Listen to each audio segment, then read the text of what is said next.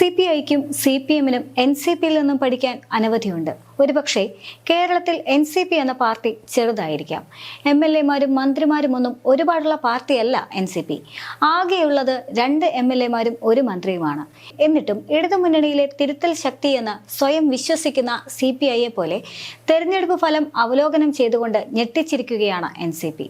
തെരഞ്ഞെടുപ്പിന് മുൻപ് നടന്നത് എന്താണെന്നും എന്തൊക്കെ കാരണം കൊണ്ടാണ് തോറ്റതെന്നും തോൽവിയിൽ നിന്ന് എങ്ങനെ കരകയറണമെന്നും കൃത്യമായി തന്നെ എഴുതി വെച്ചിരിക്കുന്ന രാഷ്ട്രീയ രേഖയാണ് ശനിയാഴ്ച ചേർന്ന പാർട്ടി യോഗത്തിൽ എൻസിപി സംസ്ഥാന നേതൃത്വം അവതരിപ്പിച്ചിരുന്നത്. നിശ്ചയദാർഢ്യം, പ്രതിജ്ഞാബദ്ധത, ഹൃദയപക്ഷം തുടങ്ങി കാൽപ്പനിക പദങ്ങൾ ആവർത്തിച്ച് പറയുന്ന സിപിഐ സംസ്ഥാന സെക്രട്ടറി ബിനോയ് വിശ്വത്തിനും അസിസ്റ്റന്റുമാർക്കും എൻസിപിയിൽ നിന്ന് പലതും പഠിക്കാനുണ്ട് എന്നാണ് പറഞ്ഞു വരുന്നത്. തെരഞ്ഞെടുപ്പ് തോൽവിയിൽ മുഖ്യമന്ത്രിയെയും സർക്കാരിനെയും രൂക്ഷമായി വിമർശിക്കുന്നതാണ് എൻസിപിയുടെ സംസ്ഥാന നേതൃയോഗത്തിൽ അവതരിപ്പിച്ച രാഷ്ട്രീയ രേഖ. നാടൻ ഭാഷയിൽ പറഞ്ഞാൽ LDF തോറ്റു എന്ന് പറഞ്ഞുകൊണ്ടാണ് എൻസിപിയുടെ രാഷ്ട്രീയ രേഖയിൽ കേരളത്തിലെ തെരഞ്ഞെടുപ്പ് ഫലത്തെ പറ്റിയുള്ള ഭാഗം തുടങ്ങുന്നത്. തെറ്റിൽ നിന്ന് തെറ്റിലേക്ക് ഇടതുപക്ഷം പോയപ്പോൾ ജനങ്ങൾ സ്വയം രക്ഷാപ്രവർത്തനം നടത്തുകയാണ് ചെയ്തതെന്നാണ് രാഷ്ട്രീയ രേഖയിലെ ഏറ്റവും കടുത്ത പരാമർശം. നവകേരള സദസ്സിനിടെ കരിങ്കൊടി കാണിച്ച യൂത്ത് കോൺഗ്രസ് പ്രവർത്തകരെ DYFI പ്രവർത്തകർ ചെടിച്ചട്ടി കൊണ്ടും ഹെൽമറ്റ് കൊണ്ടും തലക്കടിച്ചപ്പോൾ മുഖ്യമന്ത്രി അതിനെ വിശേഷിപ്പിച്ചത് രക്ഷാപ്രവർത്തനമെന്നായിരുന്നു. മുഖ്യമന്ത്രി രക്ഷാപ്രവർത്തനമെന്ന് ഉപയോഗിച്ച പരസ്യമായ അർത്ഥത്തിൽ തന്നെ തെരഞ്ഞെടുപ്പ് തോൽവിയെ പരാമർശിച്ച് എൻസിപി വ്യക്തിത്വമുള്ള പാർട്ടിയാണെന്ന് വിളിച്ചു പറയുകയാണ്. തെരഞ്ഞെടുപ്പ് തോൽവിയിൽ മുഖ്യമന്ത്രിയുടെ പിഴവ് കൂടി വിലയിരുത്തണമെന്ന ആവശ്യവും എൻസിപി സംസ്ഥാന എക്സിക്യൂട്ടീവ് അംഗീകരിച്ച രാഷ്ട്രീയ രേഖയിലുണ്ട്. മാധ്യമങ്ങളെ ശത്രുപക്ഷത്ത് നിർത്തുന്നതിൽ സഖാവ് പിണറായി വഹിച്ച പങ്ക് വളരെ വലുതാണ്. സാധാരണ ജനങ്ങൾക്ക് മുഖ്യമന്ത്രിയുടെ അടുത്തേക്ക് അടുക്കാൻ കഴിഞ്ഞിരുന്നില്ല. നവകേരള സദസ്സ് LDFനെ സഹായിക്കുമെന്ന് മുഖ്യമന്ത്രി കണക്കുകൂട്ടി.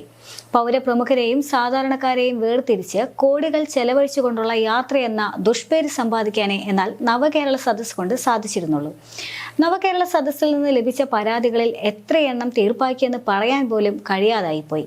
ഏത് തെരഞ്ഞെടുപ്പിലും കരുത്തായിരുന്ന സർക്കാർ ജീവനക്കാരുടെ വോട്ടുകൾ ഈ തെരഞ്ഞെടുപ്പിൽ എന്തുകൊണ്ട് നഷ്ടപ്പെട്ടു എന്നുള്ളത് വലിയ ചോദ്യം തന്നെയാണ്. DA കുടിശ്ശിക ഉൾപ്പെടെയുള്ള വിഷയങ്ങളിൽ ഭരണകക്ഷി യൂണിയനിൽപ്പെട്ട ജീവനക്കാർ പോലും മാറി ചിന്തിച്ചു എന്നുള്ളതും വസ്തുത തന്നെയാണ്.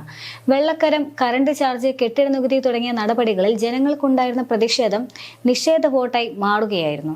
പോലീസിന്റെ ഭാഗത്തു നിന്നുമുണ്ടായിരുന്ന ഗുരുതര വീഴ്ചകൾ, സിദ്ധാർത്ഥിന്റെ മരണം ഉൾപ്പെടെയുള്ള SFIയുടെ കലാലയ ഗുണ്ട രാഷ്ട്രീയ പൊതുസമൂഹത്തിൽ ശക്തമായ പ്രതിഷേധം ഉണ്ടാക്കിയിരുന്നു. കലാലയങ്ങളിൽ ജനാധിപത്യ സംസ്കാരം വീണ്ടെടുത്തേ മതിയാകൂ എന്നത് എൻസിപി കൃത്യമായി തന്നെ ഓർമ്മിപ്പിക്കുന്നുണ്ട്.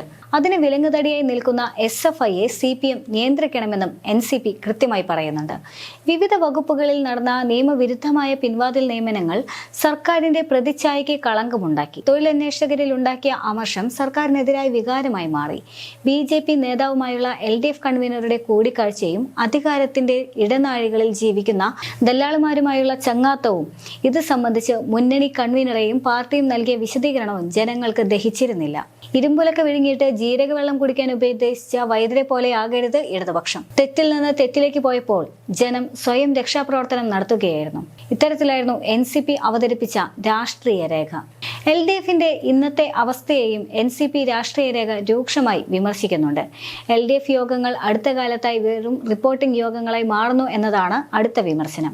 ഇടതുപക്ഷ ജനാധിപത്യ മുന്നണികളുടെ നയങ്ങളും പരിപാടികളും സർക്കാരിനെയും പ്രവർത്തനങ്ങളെയും ഗൗരവമായി ചർച്ച ചെയ്യുന്ന വേദിയായി LDF യോഗങ്ങൾ മാറണമെന്നും എൻസിപി പറയുന്നുണ്ട്. പാർലമെന്റ് തെരഞ്ഞെടുപ്പിൽ സീറ്റ് വിഭജനത്തിലും മറ്റും പ്രവർത്തനങ്ങളിലും ഇടതുമുന്നണിയായും നിയമസഭാ തെരഞ്ഞെടുപ്പിൽ സീറ്റ് വിഭജനത്തിലും മറ്റ് പ്രവർത്തനങ്ങളിലും ഇടതുപക്ഷ ജനാധിപത്യ മുന്നണിയായും രൂപാന്തരപ്പെടുന്ന പ്രതിഭാസം കേരള ജനത ഗൗരവത്തോടെ നോക്കിക്കാണുന്നുണ്ടെന്നും എൻസിപി രാഷ്ട്രീയ രേഖ ഓർമ്മിപ്പിക്കുന്നുണ്ട്.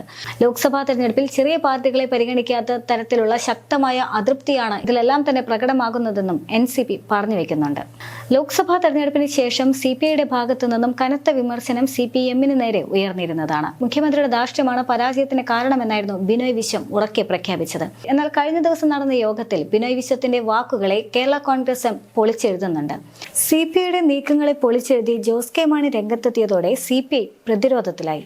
തെരഞ്ഞെടുപ്പ് തോൽവിയുടെ ഉത്തരവാദിത്വം പിണറായിയുടെ ചുമലിൽ ചാരാനുള്ള CPI നീക്കം പൊളിഞ്ഞത് ഘടക കക്ഷികളുടെ പിന്തുണ കിട്ടാതായതോടെയാണ്. ലോക്സഭാ തോൽവിയുടെ ഉത്തരവാദിത്വം മുഖ്യമന്ത്രി പിണറായി വിജയന്റെ ചുമലിൽ തള്ളി പാർട്ടി മന്ത്രിമാർ ഉൾപ്പെടെയുള്ളവരുടെ മുഖം രക്ഷിക്കാനുള്ള CPI തന്ത്രമാണ് ഇതോടെ പാളിയത്. അതായത് ഒന്നുകൂടി വ്യക്തമാക്കിയാൽ ലോക്സഭാ തെരഞ്ഞെടുപ്പുമായി ബന്ധപ്പെട്ട CPIയുടെ വിശകലനങ്ങൾ കഴിഞ്ഞ ദിവസം തന്നെ പാളിയിരുന്നു. അതിനുശേഷമാണ് ഇപ്പോൾ NCP CPIയുടെയും CPMന്റെയും വിശകലനങ്ങളിലെ പോലും പാളിച്ചകൾ പുറത്തുവരത്തക്ക രീതിയിൽ ഒരു റിപ്പോർട്ട് തയ്യാറാക്കി അവതരിപ്പിച്ചത്.